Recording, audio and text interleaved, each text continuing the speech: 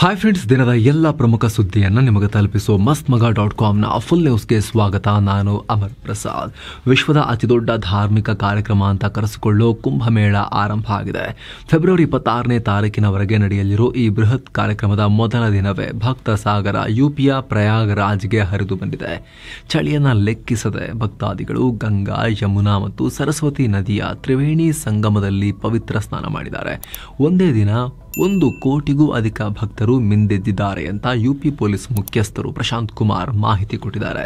ಭಾರತೀಯರು ಮಾತ್ರ ಅಲ್ಲದೆ ವಿದೇಶಿಗರು ಕೂಡ ದೊಡ್ಡ ಪ್ರಮಾಣದಲ್ಲಿ ಬಂದು ಸ್ನಾನ ಮಾಡಿದ್ದಾರೆ. ಬ್ರೆಜಿಲ್, ಸ್ಪೇನ್, ಪೋರ್ಚುಗಲ್, ರಷ್ಯಾ, ದಕ್ಷಿಣ ಆಫ್ರಿಕಾ ಹೀಗೆ ಹಲವು ರಾಷ್ಟ್ರಗಳಿಂದ ವಿದೇಶಿ ಭಕ್ತರು ಕೂಡ ಬಂದಿದ್ದಾರೆ. ಇವರೆಲ್ಲರೂ ತ್ರಿವೇಣಿ ಸಂಗಮದಲ್ಲಿ ಪವಿತ್ರ ಸ್ನಾನ ಮಾಡಿದ್ರೆ ಸಾವಿರಾರು ಪೊಲೀಸರು ಹದ್ದಿನ ಕಣ್ಣಿಟ್ಟು ಭದ್ರತೆ ಒದಗಿಸ್ತಾ ಇದ್ದಾರೆ. ಯಾತ್ರಿಕರಿಗೆ ಗೈಡ್ ಮಾಡ್ತಿದ್ದಾರೆ. Rapid action force, central reserve police force ಕೂಡ ನಿಯೋಜನೆ ಮಾಡಲಾಗಿದೆ. ವಾಹನ ಸಂಚಾರಕ್ಕೆ ಯಾವುದೇ ರೀತಿ ತೊಡಕು ಉಂಟಾಗದಂತೆ ಟ್ರಾಫಿಕ್ ಪೊಲೀಸರು ನೋಡಿಕೊಳ್ತಿದ್ದಾರೆ.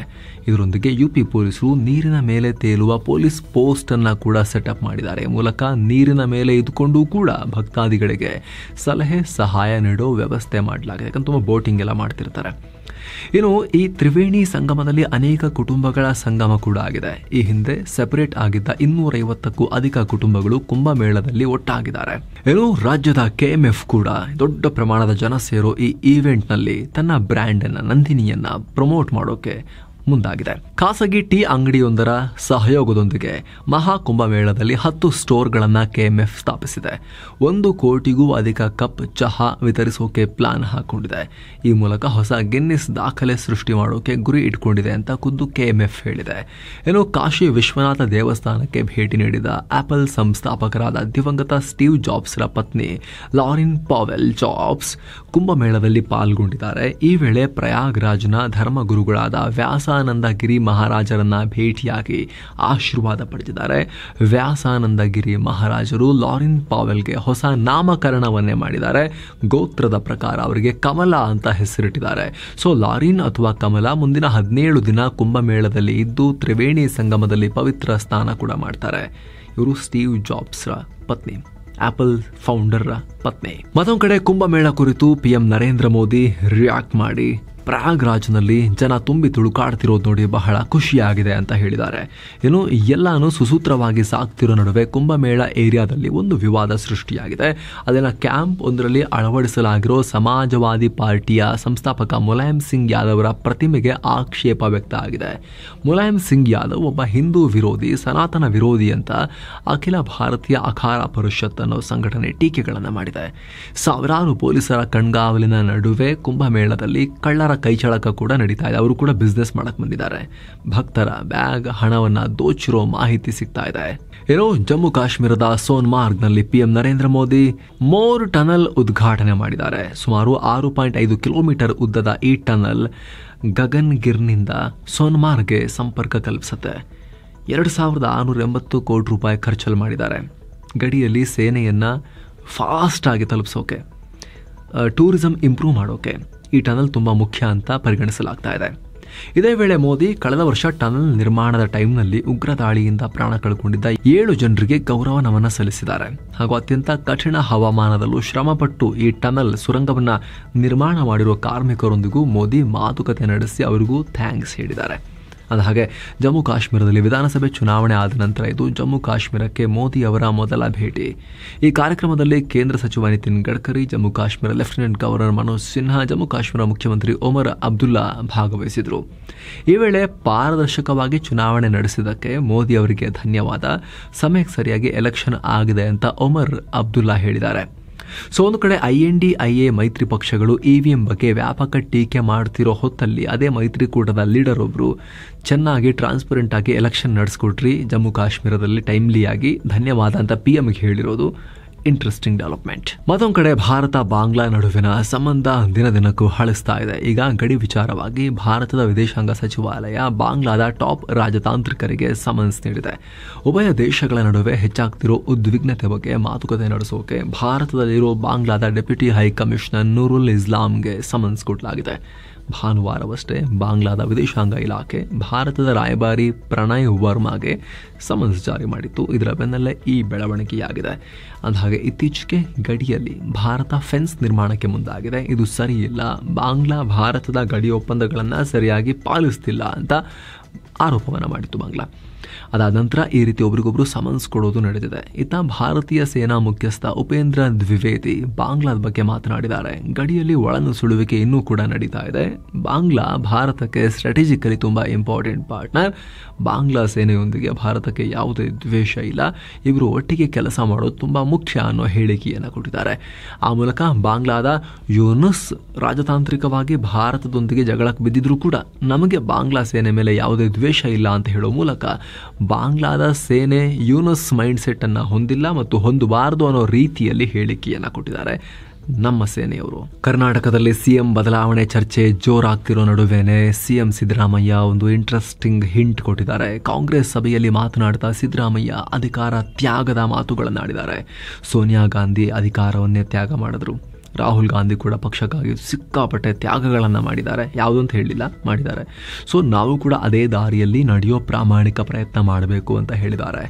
ರಾಜ್ಯ ಕಾಂಗ್ರೆಸ್ನಲ್ಲಿ ಗುಂಪುಗಾರಿಕೆ ಇದೆ ಅನ್ನೋ ಕಾರಣದಿಂದ ರಾಜ್ಯಕ್ಕೆ ಕಾಂಗ್ರೆಸ್ ಉಸ್ತುವಾರಿ ರಣದೀಪ್ ಸಿಂಗ್ ಸುರ್ಜೇವಾಲಾ ಆಗಮಿಸಿದರು. ಈ ಹೊತ್ತಲ್ಲಿ ಸಿದ್ದರಾಮಯ್ಯ ಈ ಹೇಳಿಕೆ ಕೊಟ್ಟಿದ್ದಾರೆ. ನಾನು ತ್ಯಾಗ ಮಾಡೋಕ್ಕೆ ರೆಡಿ ಇದ್ದೀನಿ ಅನ್ನೋ ಅರ್ಥನ, ಅಥವಾ ನಾನು ಇರ್ತೀನಿ ಆಸೆ ಪಡ್ತಿರೋರೆಲ್ಲ ತ್ಯಾಗ ಮಾಡಿ ಅನ್ನೋ ಅರ್ಥನ, ಅದು ಸಿದ್ದರಾಮಯ್ಯ ಅವರೇ ಬಿಡಿಸಿ ಹೇಳಬೇಕು. ಏನೋ ಬೆಂಗಳೂರಿನ ಚಾಮರಾಜಪೇಟೆಯಲ್ಲಿ ಹಸುಗಳ ಕೆಚ್ಚಲಿಗೆ ಹಾನಿ ಕೇಸ್ಗೆ ಸಂಬಂಧಪಟ್ಟಂತೆ ಓರ್ವ ಆರೋಪಿಯನ್ನ ಕಾಟನ್ಪೇಟೆ ಪೊಲೀಸರು ಅರೆಸ್ಟ್ ಮಾಡಿದ್ದಾರೆ. ಈ ಬಂಧಿತ ದೂರ್ತ ವ್ಯಕ್ತಿಯನ್ನ ಬಿಹಾರ ಮೂಲದ 30 ವರ್ಷದ ಸೈಯದ್ ನಸ್ರು ಅಂತ ಗುರುತಿಸಲಾಗಿದೆ. ಈತ ಘಟನಾ ಸ್ಥಳದಿಂದ 50 ಮೀಟರ್ ಅಂತರದಲ್ಲಿ ಬಟ್ಟೆ ಹೊಲಿಯೋ ಅಂಗಡಿಯಲ್ಲಿ ಕೆಲಸ ಮಾಡ್ತಿದ್ದ ಅಂತ ಗೊತ್ತಾಗಿದೆ. ಅಲ್ಲದೆ ಕುಡಿದ ಮತ್ತಿನಲ್ಲಿ ಈ ಕೃತ್ಯ ಮಾಡಿಬಿಟ್ಟಿದ್ದೀನಿ ಅಂತ ಪೊಲೀಸರ ಮುಂದೆ ಈತ ಈಗ ಹೇಳ್ಕೊಂಡಿದ್ದಾನಂತೆ. ಸದ್ಯ ಈತನನ್ನ ನ್ಯಾಯಾಧೀಶರ ಮುಂದೆ ಹಾಜರುಪಡಿಸಲಾಗಿದ್ದು ಜನವರಿ 24ರವರೆಗೆ ನ್ಯಾಯಾಂಗ ಬಂಧನವನ್ನ ಕೊಡಲಾಗಿದೆ. ಏನೋ ಸಿದ್ದರಾಮಯ್ಯ ಸರ್ಕಾರದ ವಿರುದ್ಧ ಗುತ್ತಿಗೆದಾರರ ಸಂಘ ಆಕ್ರೋಶ ವ್ಯಕ್ತಪಡಿಸಿದೆ. ಬಾಕಿ ಪೆಂಡಿಂಗ್ ಪೇಮೆಂಟ್ಸ್ ಎಲ್ಲ ಸೇರಿ ಉಳಿದೆಲ್ಲ ಸಮಸ್ಯೆಗಳಿಗೆ ಯಾವುದನ್ನು ಹೇಳಿದ್ರೂ ಕೂಡ ಸರ್ಕಾರ ಸ್ಪಂದಿಸ್ತಾನೆ ಇಲ್ಲ ಅಂತ ಸರ್ಕಾರದ 7 ಮಂತ್ರಿಗಳಿಗೆ ಪತ್ರ ಬರೆದಿದ್ದಾರೆ. ಸಮಸ್ಯೆಗಳಿಗೆ ಸ್ಪಂದಿಸದೆ ಹೋದರೆ ಹೋರಾಟದ ಹಾದಿ ಹಿಡಿಬೇಕಾಗತ್ತೆ ಮತ್ತೆ ಅಂತ ಕಾಂಟ್ರಾಕ್ಟರ್ಗಳು ಎಚ್ಚರಿಕೆ ಕೊಟ್ಟಿದ್ದಾರೆ. ಇತ್ತೀಚೆಗಷ್ಟೇ ಲೋಕಾಯುಕ್ತ ದಾಳಿ ವೇಳೆ ಬಿಬಿಎಂಪಿ ಕಚೇರಿಯಲ್ಲಿ ಎಸ್ಡಿಎ ಅಧಿಕಾರಿಯೊಬ್ಬರ ಜಾಗದವರ ಮಗ ಕೆಲಸ ಮಾಡೋದು ಕಂಡು ಬಂದಿದ್ದ ವಿಚಾರ ತೀವ್ರ ಚರ್ಚೆಗೆ ಕಾರಣ ಆಗಿತ್ತು.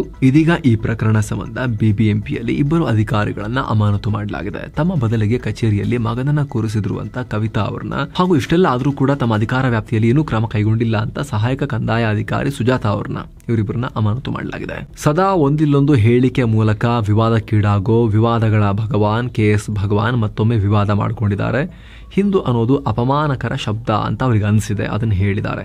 ಕಾಶ್ಮೀರದ ಶೈವ ಗ್ರಂಥಗಳಲ್ಲಿ ಯಾರು ಹೀನವಾಗಿದ್ದಾರೋ, ಯಾರು ಶೋಷಣೆಗೊಳಗಾಗಿದ್ದಾರೋ ಅವ್ರನ್ನ ಹಿಂದೂ ಅಂತ ಕರೆಯಲಾಗಿದೆ. ಹೀಗಾಗಿ ಹಿಂದೂ ಅನ್ನೋ ಶಬ್ದ ಬಹಳ ಅಪಮಾನಕರ ಅಂತ ತಮ್ಮ ಒಂದು ಅಭಿಪ್ರಾಯವನ್ನು ಹೊರಗೆ ಹಾಕಿಬಿಟ್ಟಿದ್ದಾರೆ. ಚಳಿಗಾಲದ ಮಧ್ಯದಲ್ಲೇ ರಾಜ್ಯದಲ್ಲಿ ಮಳೆಯಾಗ್ತಾ ಇದೆ. ನೈಋತ್ಯ ಬಂಗಾಳ ಕೊಲ್ಲಿಯಲ್ಲಿ ಚಂಡಮಾರುತ ಉಂಟಾಗಿದ್ದು ರಾಜ್ಯದ ಹಲವು ಜಿಲ್ಲೆಗಳಲ್ಲೂ ಮಳೆಯಾಗೋ ಸಾಧ್ಯತೆ ಇದೆ ಅಂತ ಹವಾಮಾನ ಇಲಾಖೆ ಮುನ್ಸೂಚನೆ ಕೊಟ್ಟಿದೆ. ಚಿಕ್ಕಬಳ್ಳಾಪುರ, ಚಾಮರಾಜನಗರ ಮತ್ತು ರಾಮನಗರ ಜಿಲ್ಲೆಗಳಲ್ಲಿ ಸಾಧಾರಣ ಮಳೆಯಾಗೋ ನಿರೀಕ್ಷೆ ಇದೆ. ಏನೋ ಬೆಂಗಳೂರು ನಗರ, ಬೆಂಗಳೂರು ಗ್ರಾಮಾಂತರ, ಕೊಡಗು, ಚಿಕ್ಕಮಗಳೂರು, ಶಿವಮೊಗ್ಗ, ಮೈಸೂರು, ಬಳ್ಳಾರಿ ಜಿಲ್ಲೆಗಳಲ್ಲಿ ಮಂಜು ಇರೋ ಸಾಧ್ಯತೆ ಇದೆ. ಕರಾವಳಿ ಕರ್ನಾಟಕ ಮತ್ತು ದಕ್ಷಿಣ ಒಳನಾಡಿನ ಜಿಲ್ಲೆಗಳಲ್ಲಿ ಒಣ ಹವೆ ಮುಂದುವರಿಯುತ್ತೆ ಅಂತ ಹವಾಮಾನ ಇಲಾಖೆ ಸೂಚಿಸಿದೆ. ಏನೋ ತಿರುಪತಿಯಲ್ಲಿ ಮತ್ತೊಂದು ದುರಂತ ಆಗಿದೆ. ಲಡ್ಡು ಪ್ರಸಾದ ಕೌಂಟರ್ ನಂಬರ್ 47 ನಲ್ಲಿ ಅಗ್ನಿ ಅವಘಡ ಉಂಟಾಗಿದೆ. ಆದರೆ ಅದೃಷ್ಟವಶಾತ್ ಯಾವುದೇ ಸಾವು ನೋವಾಗಿಲ್ಲ. ಭಾರಿ ಹಾನಿ ಆಗಿರಬಹುದು ಅಂತ ರಿಪೋರ್ಟ್ಸ್ ಬರ್ತಾ ಇದೆ. ಇನ್ನಷ್ಟು ಕ್ಲಾರಿಟಿ ಸಿಗಬೇಕು. ಕೌಂಟರ್ ನಲ್ಲಿ ಬೆಂಕಿ ಕಾಣಿಸಿಕೊಳ್ತಿದ್ದಂತೆ ತಿಮ್ಮಪ್ಪರ ದರ್ಶನ ಪಡೆಯೋಕೆ ಬಂದಿದ್ದ ಭಕ್ತರು ಗಾಬರಿಗೊಂಡಿದ್ರು. ಬಳಿಕ ದೇಗುಲದ ಸಿಬ್ಬಂದಿ ಬೆಂಕಿ ನಂದಿಸುವ ಮೂಲಕ ಕಂಟ್ರೋಲ್ ಮಾಡೋಕೆ ಪ್ರಯತ್ನ ಪಟ್ಟರು. ಶಾರ್ಟ್ ಸರ್ಕ್ಯೂಟ್ ನಿಂದ ಬೆಂಕಿ ಹತ್ಕೊಳ್ತು ಅಂತ ಹೇಳಲಾಗ್ತಿದೆ. ನಿಮಗೆ ಗೊತ್ತಿರಬಹುದು, ಇತ್ತೀಚೆಗಷ್ಟೇ ವೈಕುಂಠ ಏಕಾದಶಿ ಹಿನ್ನೆಲೆಯಲ್ಲಿ ಕಾಲು ತುಳಿತ ಉಂಟಾಗಿ 6 ಜನ ಪ್ರಾಣ ಕಳ್ಕೊಂಡು ಹಲವರು ಗಾಯಗೊಂಡಿದ್ರು. ಅದರ ಬೆನ್ನಲ್ಲೇ ಈ ದುರಂತ ಉಂಟಾಗಿದೆ. ಭಾರತದ ಫ್ರೆಂಡ್ ಅಂತ ಹೇಳ್ತಾನೆ ಪುಟಿನ್ ಭಾರತಕ್ಕೆ ಮೋಸ ಮಾಡ್ತಿದ್ದಾರೆ. ನಮ್ಮವ್ರನ್ನಲ್ಲಿ ಕರ್ಕೊಂಡು ಹೋಗಿ ಬಡದಾಡಕ್ಕೆ ಬಿಡ್ತಾ ಇದ್ದಾರೆ. ಈಗ ರಷ್ಯಾಗೆ ಕೆಲಸಕ್ಕೆ ಅಂತ ಹೋದ ಮನುಷ್ಯನನ್ನ, ಕೇರಳ ಮೂಲದ 31 ವರ್ಷದ ಬಿನಿಲ್ ಬಾಬು ಅನ್ನೋರನ್ನ ಯುದ್ಧಕ್ಕೆ ಕಳಿಸಿ ಅಲ್ಲಿ ಯುಕ್ರೇನ್ನಲ್ಲಿ ಅವರು ಪ್ರಾಣವೇ ಕಳ್ಕೊಂಡಿದ್ದಾರೆ. ರಷ್ಯಾದಲ್ಲಿರೋ ಭಾರತೀಯ ರಾಯಭಾರ ಕಚೇರಿಯಿಂದ ಮಾಹಿತಿ ಪಡೆದು ಅವರ ಫ್ಯಾಮಿಲಿ ಈ ಮಾಹಿತಿಯನ್ನು ರಿವೀಲ್ ಮಾಡಿದೆ. ಬಿನಿಲ್ ಬಾಬು ಜೊತೆಗಿದ್ದ ಸಂಬಂಧಿಕರೊಬ್ಬರು ಕದನದಲ್ಲಿ ಗಾಯಗೊಂಡಿದ್ರು. ಆಸ್ಪತ್ರೆಗೆ ಅವರನ್ನು ದಾಖಲು ಮಾಡಲಾಗಿದೆ.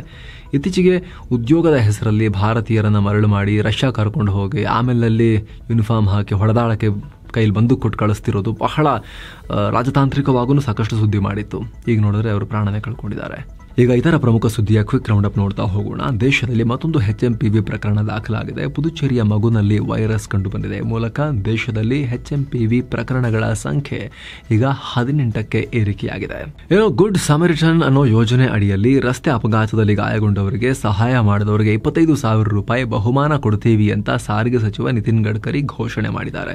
ಈ ಹಿಂದೆ ಈ ಬಹುಮಾನದ ಮೊತ್ತ 5,000 ರೂಪಾಯಿ ಇತ್ತು. ಆಕ್ಸಿಡೆಂಟ್ ಆದಾಗ ಯಾರು ಹೆಲ್ಪ್ ಮಾಡಿದ್ರೆ ಅವರಿಗೆ ಒಂದು ಪ್ರೋತ್ಸಾಹಧನ ಥರ ಒಳ್ಳೆ ಕೆಲಸ ಮಾಡಿದ್ದೀರಿ ಅಂತ ಹೇಳಿ ಶಬಾಷ್ಗಿರಿ ಈ ರೀತಿ ಕೊಡಲಾಗುತ್ತೆ. ತಮಿಳು ಸೂಪರ್ ಸ್ಟಾರ್ ಹವ್ಯಾಸಿ ಕಾರ್ ರೇಸರ್ ನಟ ಅಜಿತ್ ಕುಮಾರ್ ದುಬೈನಲ್ಲಿ ನಡೆದ ಕಾರ್ ರೇಸ್ನಲ್ಲಿ ತೃತೀಯ ಸ್ಥಾನ ಗಳಿಸಿದ್ದಾರೆ. ಇತ್ತೀಚೆಗಷ್ಟೇ ದುಬೈನ ಗ್ರ್ಯಾಂಡ್ ಪ್ರಿಕ್ಸ್ ಪ್ರಾಕ್ಟೀಸ್ ಸೀಸನ್ನಲ್ಲಿ ಅವರ 2 ಕೋಟಿ ಮೌಲ್ಯದ ಪೋರ್ಷಾ 911 ಕಾರು ಅಪಘಾತಕ್ಕೀಡಾಗಿತ್ತು. ಅದೃಷ್ಟವಶಾತ್ ಅವರಿಗೇನು ಅವಾಗ ಆಗಿರಲಿಲ್ಲ.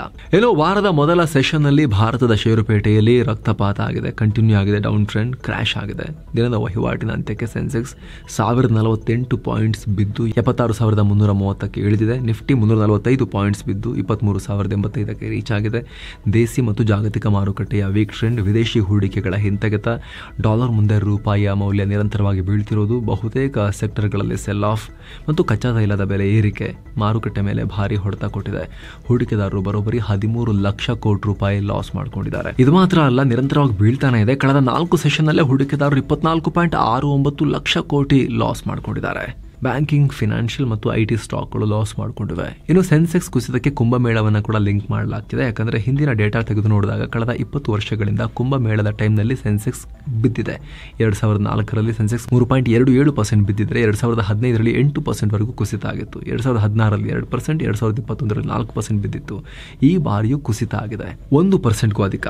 ಅಂದಹಾಗೆ ಇಂತಹ ಬೃಹತ್ ಧಾರ್ಮಿಕ ಆಚರಣೆ ವೇಳೆ ಕೆಲ ಸೆಕ್ಟರ್ಗಳಲ್ಲಿ ಆರ್ಥಿಕ ಚಟುವಟಿಕೆಗಳು ಕಮ್ಮಿಯಾಗೋ ಕಾರಣ ಷೇರುಪೇಟೆ ಬೇರಿಶ್ ಆಗುತ್ತೆ ಅನ್ನೋ ಲೆಕ್ಕಾಚಾರ. ಇನ್ನು ಡಾಲರ್ ಮುಂದೆ ರೂಪಾಯಿ ಮೌಲ್ಯದಲ್ಲಿ ಐತಿಹಾಸಿಕ ಕುಸಿತ ಆಗಿದೆ. ಒಂದೇ ಸಲ 58 ಪೈಸೆ ಕುಸಿದು 86 ರೂಪಾಯಿ 62 ಪೈಸೆಯಾಗಿದೆ. ಜಸ್ಟ್ ಕಳೆದೆರಡು ವಾರಗಳಲ್ಲಿ 1 ರೂಪಾಯಿವರೆಗೆ ಇಳಿಕೆಯಾಗಿದೆ. ಅಮೆರಿಕದ ಕರೆನ್ಸಿ ಡಾಲರ್ ಸ್ಟ್ರಾಂಗ್ ಆಗ್ತಲಿರೋದ್ರಿಂದ ರೂಪಾಯಿ ಹಾಗೂ ಇತರ ಜಾಗತಿಕ ಕರೆನ್ಸಿಗಳು ಬೀಳ್ತಾ ಇವೆ. ಅಥವಾ ಜಾಗತಿಕ ಮಾರುಕಟ್ಟೆಯ ಅನಿಶ್ಚಿತತೆ ಕಚ್ಚಾ ತೈಲ ಬೆಲೆ ಏರಿಕೆ ಕೂಡ ಪೆಟ್ಟುಕೊಟ್ಟಿದೆ. ಈ ಸಂಬಂಧ ಕಾಂಗ್ರೆಸ್ ಮೋದಿ ಸರ್ಕಾರ ಮೇಲೆ ಟೀಕಾ ಪ್ರಹಾರ ಮಾಡಿದೆ. ಮೋದಿ ಅವರಿಗೆ ಅವರ ಪ್ಲಾನ್ ಇಂದಲೇ ಬ್ಯಾಕ್ ಫೈರ್ ಆಗಿದೆ ಅಂತ ಕಾಂಗ್ರೆಸ್ ಕಿಡಿಕಾರಿದೆ. ಇನ್ನು ಚಿನ್ನ ಮತ್ತು ಬೆಳ್ಳಿ ಬೆಲೆ ವಿಚಾರಕ್ಕೆ ಬಂದರೆ 24 ಕ್ಯಾರೆಟ್ನ 10 ಗ್ರಾಮ್ ಚಿನ್ನದ ಬೆಲೆಯಲ್ಲಿ 290 ರೂಪಾಯಿ ಜಾಸ್ತಿಯಾಗಿ 78,308 ರೂಪಾಯಿ ಆಗಿದೆ. 22 ಕ್ಯಾರೆಟ್ನ 10 ಗ್ರಾಮ್ ಚಿನ್ನದ ಬೆಲೆಯಲ್ಲಿ 265 ರೂಪಾಯಿ ಜಾಸ್ತಿಯಾಗಿ 71,730 ರೂಪಾಯಿ ಆಗಿದೆ. 1 kg ಬೆಳ್ಳಿ ಬೆಲೆ 468 ರೂಪಾಯಿ ಕಮ್ಮಿಯಾಗಿ 89,800 ರೂಪಾಯಿ ಆಗಿದೆ. ಸೊ ಫ್ರೆಂಡ್ಸ್, ಇದಾಗಿತ್ತು ಇವತ್ತಿನ ಫುಲ್ ನ್ಯೂಸ್. ನಾವು ಕುಯ್ದಿಲ್ಲ, ಎಳೆದಿಲ್ಲ, ಕಿರ್ಚಾಡಿಲ್ಲ, ಬರೀ ಸುದ್ದಿಯ ರೀತಿಯಲ್ಲಿ ನಿಮಗೆ ತಲುಪಿಸೋ ಪ್ರಯತ್ನವನ್ನು ಮಾಡಿದ್ದೀವಿ. ನಮ್ಮ ಈ ಪ್ರಯತ್ನ ನಿಮಗೆ ಇಷ್ಟ ಆಗ್ತಾ ಇದ್ರೆ ದಯವಿಟ್ಟು mastmaga.com ಚಾನಲ್ಗೆ ಸಬ್ಸ್ಕ್ರೈಬ್ ಮಾಡಿ, ಪಕ್ಕದ ಬೆಲ್ ಐಕಾನ್ ಮೇಲೆ ಕ್ಲಿಕ್ ಮಾಡೋದನ್ನು ಯಾವುದೇ ಕಾರಣಕ್ಕೂ ಮರೆಯಬೇಡಿ. Thank you so much. ಮತ್ತೆ ಭೇಟಿ ಆಗ್ತಿರೋಣ. ನಮಸ್ತೆ.